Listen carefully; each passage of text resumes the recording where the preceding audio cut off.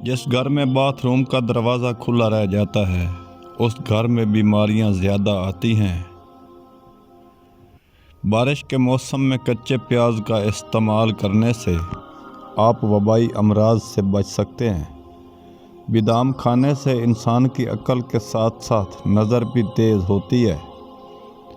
جس عورت کی روزانہ تعریف کر دی جائے وہ ہمیشہ جوان رہتی ہے۔ ٹانگوں میں درد ہونا پانی کی کمی کی وجہ سے ہو سکتا ہے۔ پانی کا زیادہ استعمال کریں۔ لہسن کا رس اور پانی میں نمک ڈال کر پینے سے پیٹ کا درد ختم ہو جائے گا۔ ماتھے پر ہاتھ رکھ کر نہیں بیٹھنا چاہیے، اس سے گھر میں نحوست آتی ہے۔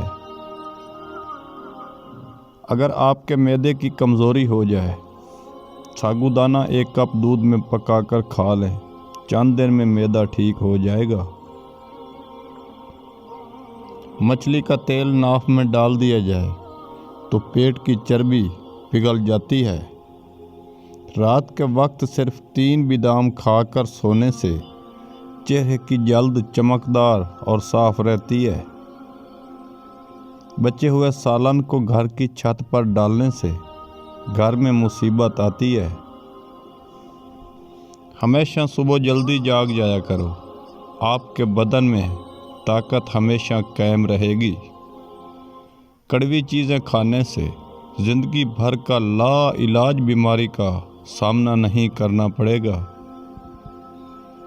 گاجر کے جوس میں شہد ملا کر پینے سے مردانہ کمزوری کا علاج ممکن ہے، کیونکہ گاجر مثانے کی گرمی کو ختم کرتی ہے اور جلدی فارغ ہونے والوں اس بیماری سے نجات ملتی ہے۔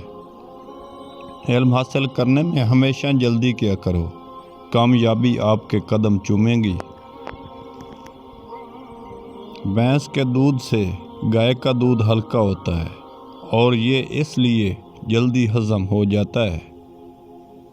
جس انسان کو کمزوری ہو جائے اس کو دودھ میں گوشت پکا کر کھلایا جائے، کمزوری ختم ہو جائے گی۔ کدو کے بیجوں کا تیل سر کے بالوں کو بڑھاتا ہے، سر درد کو ختم کرتا ہے اور نیند سکون سے آتی ہے۔ صدقہ کرنے سے عمر میں برکت ہوتی ہے اور تمام مصیبتیں ٹل جاتی ہیں۔ ہم وزن نمک اور لیموں کا رس لے کر دونوں کو ملا کر دانتوں پر لگانے سے دانت صاف ہو جاتے ہیں۔ عام گھی میں تھوڑا نمک ملا کر جسم کی مالش کریں، خشکی بالکل ختم ہو جائے گی۔